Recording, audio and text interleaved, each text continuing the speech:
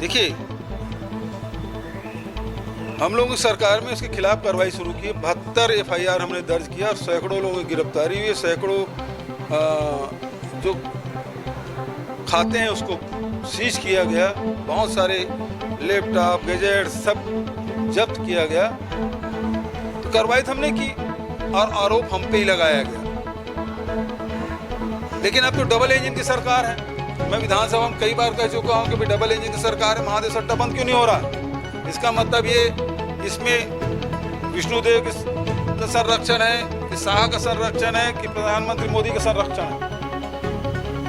अब जो बात सामने आ रही है कि जो विकास गर्ग है वो भारतीय जनता पार्टी का बड़ा पदाधिकारी है दिल्ली में, उसको पकड़ा गया, गिरफ्तार करके यहाँ रायपुर लाया गया। 904 करोड़ की संपत्ति उसका अटैच किया गया और सारे बड़े लोगों के साथ उसके फोटोग्राफ्स।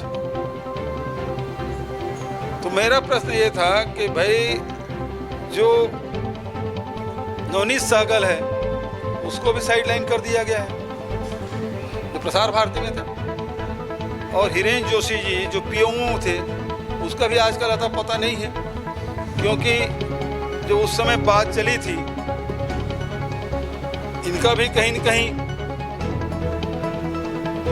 भागीदारी है। और इस कारण से मैंने कल सवाल किया इनसे पूछताछ कब होगी।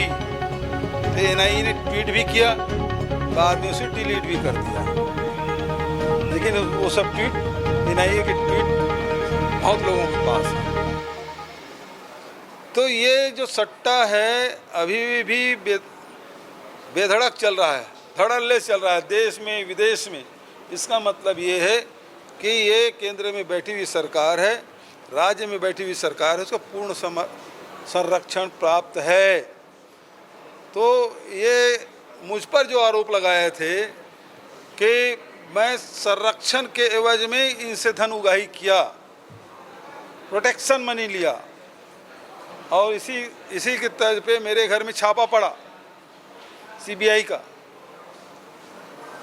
मिला कुछ नहीं। और अब जो चल रहा है उसमें भारतीय जनता पार्टी के लोग, उससे जुड़े हुए अधिकारियों के नाम सामने आ रहे हैं, रुक नहीं रहा है। तो अब बताइए, अब बताएं सरकार कि किसका संरक्षण प्राप्त है और कौन प्रोटेक्शन मनी ले रहा है। बात ये